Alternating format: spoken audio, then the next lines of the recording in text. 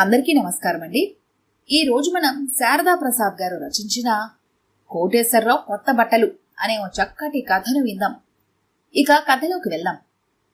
ఆ రోజు ఉదయాన్నే స్నానం చేసి బాత్రూమ్ నుంచి బయటకొచ్చిన కోటేశ్వరరావు మంచం మీదున్న తన బట్టల జట చూసి ఇంతెత్తున ఎగిరాడు అతని భార్య స్వరూప మీద.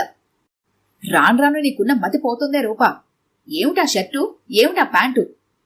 గులాబీ రంగు షర్టు కింద నీలరంగు ప్యాంట్ వేసుకుని ఆఫీస్కెళ్ళనా? నీ చీరకి మాత్రం మ్యాచింగ్ అంటూ జాకెట్ రంగు నీ చీర మీద చారల రంగుకు కూడా కలవాలి అంటావు. తేడా వస్తే తీసి పడేస్తావు. నాకేమో జంగిల్ రాజా లాంటి డ్రెస్ వేసి రోడ్డు మీదకి పంపిస్తావా? అది కాదండి, వేరే జతలేవీ లేవిక, ఉంటే తీసి పెట్టనా అంది స్వరూప. క్రీమ్ కలర్ షర్ట్ ఉండాలి కదా, దానికేమైంది? 2 బట్టలు ఊడిపోయాయి ఆ షర్టుకి, తీస్తాను. పిన్నీస్ లెట్టుకుని తుడుక్కుంటారా? చిచి, పిన్నులు పెట్టుకోవడానికి జాకెట్టా? హాఫ్ హ్యాండ్స్ వైట్ షర్ట్ ఏది? కాఫీ పోసుకున్నారు దాని మీద, గుర్తులేదా? ఉతికి వదిలించలేక చస్తున్నాను. పోనీ లాల్జీ పైజామా తగలటలేకపోయావా? పైజామాది బొందు లోపలికి పోయింది, బయటకు తీస్తే టైం లేదిప్పుడు. తనకున్న జతల లిస్టంతా పూర్తవగానే కామైపోయాడు కోటేశ్వరరావు. ఏడ్చినట్టే ఉంది. ఆఫీస్కి లీవ్ అయినా పెడతాను గాని ఈ బఫూన్ డ్రెస్లో మాత్రం బయటికెళ్లేది లేదు. వంటగదిలోంచి రయ్యేని దూసుకొచ్చింది స్వరూప బెడ్రూంలోకి. మరో 2 జతల బట్టలు తీసుకోమని నెత్తి నోరు కొట్టుకుని పోరుతున్నాను. నువ్వెంత అన్నట్టు తీసి పడేస్తారు. ఇప్పుడు అఘోరించండి. దొరికిన వీక్ పాయింట్తో డామినేటింగ్ పొజిషన్లోకి వచ్చింది స్వరూప. సర్లే, గొడవ చేయకు, వచ్చే నెల చూద్దాం. బనీని తొడుక్కుంటూ అందులో మొహం దాచుకున్నాడు కోటేశ్వరరావు స్వరూప వంటింట్లోకి వెళ్లే వరకు. ఆ రోజు సాయంత్రం భర్త ఆఫీస్ నుంచి వచ్చి టీ తాగి రిలాక్స్ అయ్యాక అంది స్వరూప. తయారవ్వండి, బజార్కెళ్దాం, బట్టలు తీసుకుందరు గాని. ఇప్పుడు నేను రాను, డబ్బులు లేవు.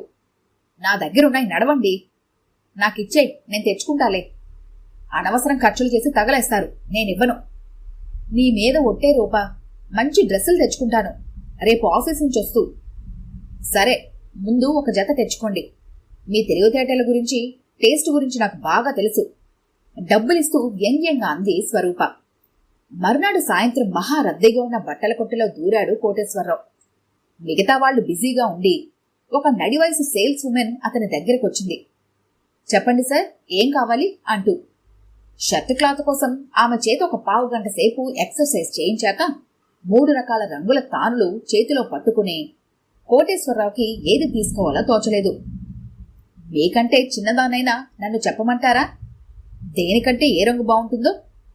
తికమక పడుతున్న కోటేశ్వరరావును చూస్తూ అంది సేల్స్ ఉమెన్. చెప్పండి. ఆ గ్రీన్ కలర్ కంటే పసుపు పచ్చ బోర్డరున్న ఈ నల్లరంగు బట్ట బాగుంది. పసుపు బోర్డర్తో నల్లరంగు బట్ట అస్సలు నచ్చలేదు అతనికి. అతను ఆలోచిస్తుండగానే మళ్లీ అందామే. మా ఆయన కంటే మీరు ఎత్తు, ఆయన కంటే మంచి పర్సనాలిటీగా ఉన్నారు. మా ఆయన కంటే కూడా మీ ముఖం కలగా ఉంది. మా ఆయన కంటే రంగు కూడా ఎక్కువే, అందుకే ఆ కలర్ కంటే ఈ కలర్ తీసుకోమన్నాను. మీకు నచ్చకుంటే వేరేది తీసుకోండి. కంటే అంటూ వాళ్ళ ఆయన్ని నెంబర్ 2లోనూ తనను నెంబర్ 1లోనూ పెట్టి ఆమె మాట్లాడగానే ఎండ తగిలిన ఐస్ క్రీంలా కరిగిపోయాడు కోటేశ్వరరావు. బాగుంది, కట్ చేసేయండి అన్నాడు హుషారుగా. తానులోంచి బిట్టు కత్తిరించింది సేల్స్ ఉమెన్. ఎంత గుడ్డ కట్ చేసింది కూడా కనుక్కునే ధ్యాసలో లేడప్పుడు కోటేశ్వరరావు. మరి ప్యాంటు కుట్టించుకోరా? ఆ 20 నిమిషాల సమయంలో ఆమెతో తెలియని ఆత్మీయత పుట్టుకొచ్చేసింది కోటేశ్వరరావుకి. షర్టుకు సరిపడా మ్యాచింగ్ కలర్ చూసి మీరే ఇచ్చేయండి.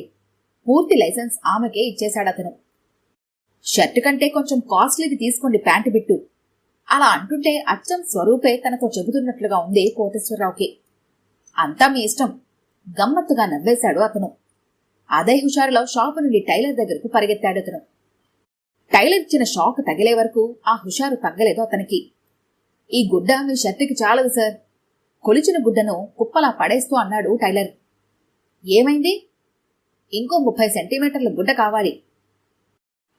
విడిగా తీసుకురానా? ముక్కలు అతకబట్టడం కుదరదు సార్, పూరా గుడ్డ కావాలి ఆలోచించాడు కోటేశ్వరరావు. మరో 200 ఖర్చు. స్వరూప ఒప్పుకోదు సరికదా. గుడ్డ వాపసిచ్చేసి డబ్బులు తెచ్చి ఇవ్వమంటుంది. చాలా క్లిష్ట పరిస్థితి ఇప్పుడు అతనిది. ఆలోచిస్తూ ఇల్లు చేరేసరికి రాత్రి 9 దాటింది. షర్టు ప్యాంటు బిట్లు స్కూటర్ డిక్కీలో రహస్యంగా దాచాడు ఆ రాత్రికి. పుట్టుకొచ్చినట్టు బొంకి స్వరూప క్రాస్ ఎగ్జామ్ నుండి తప్పించుకు బయటపడేసరికి ముచ్చెమటలు పోసాయి కోటేశ్వరరావుకి. స్వరూపను వెంట పెట్టుకుని వెళ్లాల్సింది షాపింగ్కి అని ఒక్క క్షణం అనిపించింది అతనికి. వివరాలన్నీ పూర్తిగా తెలుసుకోనిదే స్వరూప ఏ పని చేయదు కాబట్టి తప్పులు జరగవు. మర్నాడు సాయంత్రం చేతిలో షర్టుగుడ్డతో షాపు ఓనర్ ముందు నించున్నాడు కోటేశ్వరరావు. చెప్పాను కదా సార్, తానులోంచి చింపిన గుడ్డ రిటర్న్ తీసుకోము, పక్కా వ్యాపారస్తుడి గొంతుతో స్థిరంగా చెప్పాడు షాప్ ఓనరు. మరి నిన్నేం చేయమంటారు? నా టైలర్ గుడ్డ తక్కువైందని షర్టు కుట్టలేనంటున్నాడు దీనంగా అన్నాడు కోటేశ్వరరావు. బిజీలో పడి అతని మాటలు విననట్టు నటిస్తున్నాడు షాప్ ఓనరు. ఎంతసేపులా నిలబెడతారు? ఏదో ఒకటి చెప్పండి నాకు. అప్పటికే లోపలికి వచ్చేపోయే 5-6 కస్టమర్లకు దారి ఇవ్వడానికి ఇటు జరిగి అటు జరిగి సర్దుకు నించుంటున్న కోటేశ్వరరావు అన్నాడు. ఇబ్బందిగా ఉంది అతనికి. దూరం నుండి అతని అవస్థను చూస్తున్న సేల్స్ ఉమెన్ కి జాలేసింది. అతి నెమ్మదిగా ఓనర్ దగ్గరికి వచ్చి, సేట్, ఏం జరిగిందంటే ఆయనకి నిన్న నేనే చింపిచ్చాను ఆ షర్టు పీసు. చిన్నదైంది అంటున్నారు. పోనీ మన షాపు టైలర్ దగ్గరికి ఆయన పంపించి షర్టు కుట్టిద్దామా అన్నది వీణ మీటినంత తీయగా. బారుగా ఉన్న సన్నటి మెడను ఆమెకేసి తిప్పి కళ్లద్దాల్లోంచి కళ్ళు పెద్దవి చేసి ఆమెను చూసిన ఓనర్కు కాదనడానికి నోరు రాలేదు. లేకే జావో, ఉన్కా పత ఇంకోదేదో అన్నాడు. ఇంకా చాలించండి గొడవ అన్నట్టుగా. బోర్డర్ దాటుతున్న కాందసీకుడిలా రిలీఫ్ ఫీల్ అవుతూ ఆమెతో లోపలికి నడిచాడు కోటేశ్వరరావు. షాపు కోసం రెడీమేడ్ జతలు కుట్టే టైలర్ అడ్రస్, ఫోన్ నెంబరు రాసిన కాగితాన్ని అతనికిస్తూ, మీకా గుడ్డ ఎందుకు సరిపోలేదంటే మా ఆయనకు సరిపడా గుడ్డ కట్ చేసి ఇచ్చాను మీకు పొరపాటున. కానీ మా ఆయన కంటే మీరు కొంచెం బొద్దుగా ఉన్నారు. సేట్ పంపాడని చెప్పండి మా టైలర్కి. ఆ గుడ్డ సర్ది అందరికంటే బాగా కుట్టిస్తాడు అంది చేసిన తప్పుకు ప్రాయశ్చిత్తం చేసుకుంటున్నట్లు ముఖం పెట్టి. అడ్రస్ చూసిన కోటేశ్వరరావు అదిరిపడ్డాడు. అబ్బో, ఇతనుండేది అక్కడా? ఇక్కడ నుండి 30-35 కిలోమీటర్ల దూరం అన్నాడు. అంటే కొంచెం దూరమైనా మీరు మరోసారి ఖర్చు పెట్టి గుడ్డ కొనే కంటే ఇది మంచిదేగా నచ్చ చెప్పింది ఆమె. ఇక ఆలస్యం చేయలేదు కోటేశ్వరరావు. స్కూటర్ని లక్ష్యం వైపు దూకించాడు. 30 గంట ప్రయాణం తర్వాత ఎప్పుడూ తిరగని ఆ కొత్త ప్రదేశం చేరాక టైలర్ నెంబర్ నించేసి సెల్ ఫోన్లో అతనిచ్చే డైరెక్షన్లు వింటూ టైలర్ షాపుకు చేరాడు కోటేశ్వరరావు. రాత్రి 8 అయింది అప్పటికి. నువ్వేనా టైలర్ పాషావి? అవును సార్, రండి కూర్చోండి. అమ్మ షాపు నుంచి ఫోన్లో అంతా చెప్పింది. గుడ్డలిచ్చి వెళ్ళండి, కుట్టి పెడతాను చాలా వినయంగా చెప్పాడు పాషా. కోటేశ్వరరావుని నించోపెట్టి చెస్ట్ కొలత, నడుం కొలత కొలిచి రాసుకున్నాడు. ఇక పొండి సార్, వచ్చేవారం ఇదే రోజున రండి అన్నాడు అతను. మరి మిగతా కొలతలు తీసుకోవా? మీ కొలతలతో మీ జత విడిగా కుట్టడం కుదరదు సార్. మరెలా? మీ షర్టు సైజు 42 ఉంది సార్, ప్యాంటు 40. మేము షాపు కోసం కుట్టే 40 సైజు రెడీమేడ్ షర్టు లాటులో కలిసి మీ షర్టు అలాగే ప్యాంటు కుడతాం సార్. అయోమయంగా తోచింది కోటేశ్వరరావుకి. సరే నీ ఇష్టం, పైవారం వస్తా అంటూ లేచాడు అతను. ఎదురుచూసిన బుధవారం వచ్చింది. సాయంత్రం లేటుగా వస్తానని స్వరూపకి చెప్పి ఆఫీస్కు బయలుదేరాడు కోటేశ్వరరావు. ఆ రోజు సాయంత్రం అతను వెళ్లేసరికి షాపులో టైలరు పాషా లేడు. 20 ఏళ్ల సన్నటి కుర్రాడొకడు కూర్చొని టీవీలో వస్తున్న కాంటా సినిమాలో పాటలు చూస్తున్నాడు. పాషా ఏడి అడిగాడు అతన్ని. పాషా లేడు, బయటికి పోయాడు. ఎప్పుడొస్తాడతను? అతనితో మాట్లాడాలి. క్యా బాత్ కర్నా? నాకు జత కుట్టమని గుడ్డలిచ్చాను. ఏం కలర్? వివరాలు చెప్పాడు కోటేశ్వరరావు.